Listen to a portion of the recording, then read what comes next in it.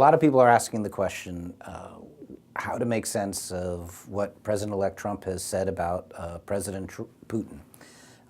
Trump has been much more willing to say positive things about Putin than pretty much anyone else in the American political space.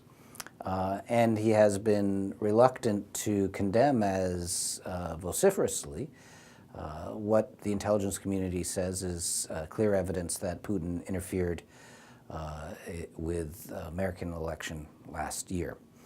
And so that raises lots of questions. What could be going on? And my answer is I think we won't know for sure until we move from President-elect Trump to President Trump, till he actually makes decisions.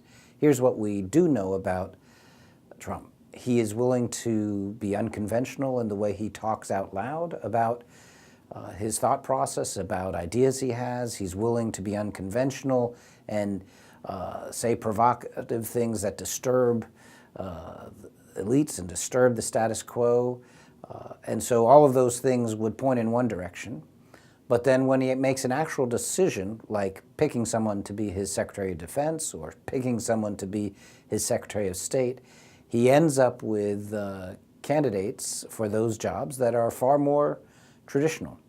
And if you look at what what Secretary of Defense nominee Jim Mattis and what Secretary of State nominee Rex Tillerson said about Putin, it's much closer to the American foreign policy mainstream. So which of those two data sets will be the better predictor of what the Trump administration will actually end up with? What the Secretary of State and Defense have said about this, or what President-elect Trump has been tweeting about this?